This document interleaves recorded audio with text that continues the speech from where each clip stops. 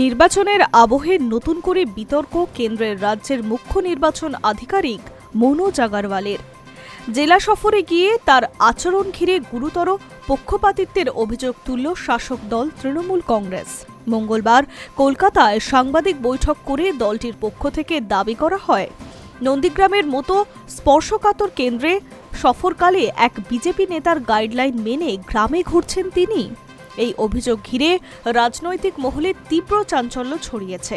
তৃণমূল ভবনে আয়োজিত ওই সাংবাদিক বৈঠকে উপস্থিত ছিলেন চন্দ্রিমা ভট্টাচার্য এবং দলের মুখপাত্র কুণাল ঘোষ।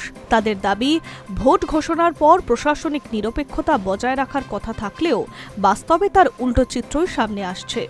সাংবাদিকদের সামনে একাধিক ছবি তুলে ধরে অভিযোগ করেন, মনোজ আগরওয়াল নন্দীগ্রামের ১ নম্বর ব্লকের গড়চক্রবেড়িয়া এলাকায় বাড়ি বাড়ি ঘোরার সময় বিজেপি স্থানীয় নেতা তপন মহাপাত্রের সঙ্গেই ছিলেন।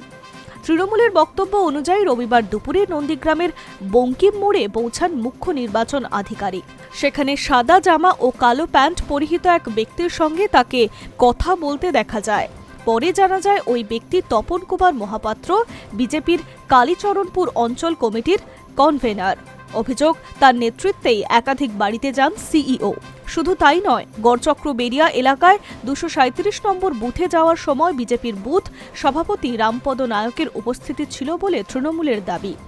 এই ঘটনাকে ঘিরে সরব হয়েছে চন্দ্রিমা ভট্টাচার্য। তিনি বলছেন, নির্বাচন কমিশনের দায়িত্ব নিরপেক্ষ থাকা, কিন্তু এখানে দেখা যাচ্ছে একজন শীর্ষ আধিকারিক সরাসরি বিরোধী দলের নেতাদের সঙ্গে ঘুরছেন। এতে সাধারণ ভোটারদের কাছে ভুল বার্তা যাচ্ছে। কুণাল ঘোষও একই সুরে অভিযোগ করেন, কমিশনের কিছু আধিকারিক কার্যত বিজেপির হয়ে কাজ করছে। এটা গণতন্ত্রের পক্ষে অত্যন্ত বিপজ্জনক প্রবণতা।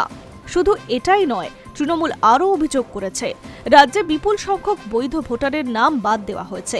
পাশাপাশি ভিন্ন রাজ্যের বিজেপি কর্মীদের নাম ভোটার তালিকায় তোলার চেষ্টাও চলছে বলে তাদের দাবি। এই দুই ইস্যুকে সামনে রেখে কমিশনের ভূমিকা নিয়ে প্রশ্ন তুলছে শাসক দল। অন্যদিকে এই অভিযোগ খারিজ করেছে বিরোধী দলনেতা শুভেন্দু অধিকারী। তিনি জানাচ্ছেন, তপন মহাপাত্র আসলেই ২০২১ সালে নির্বাচনের পর তার ওপরে হওয়া হামলার অভিযোগ জানাতেই সিইওর সঙ্গে দেখা করতে গিয়েছিলেন। তার কথায়, একজন নাগরিক হিসেবে অভিযোগ জানাতেই তিনি সেখানে গিয়েছিলেন। এর সঙ্গে রাজনৈতিক উদ্দেশ্য খোঁজা ঠিক নয়। ইতিমধ্যেই এই ইস্যুতে দিল্লির নির্বাচন কমিশনের কাছে আনুষ্ঠানিক অভিযোগ দায়ের করেছে তৃণমূল। দলের রাজ্যসভার নেতা ডেরেক ব্রায়ান দাবি করছেন, এই ধরনের আচরণ শুধু পক্ষপাতমূলকই নয়, তা নির্বাচন প্রক্রিয়াকেও প্রভাবিত করছে। ফলে বিষয়টি গুরুত্ব সহকারে দেখা উচিত এবং এর ব্যবস্থাও নেওয়া উচিত।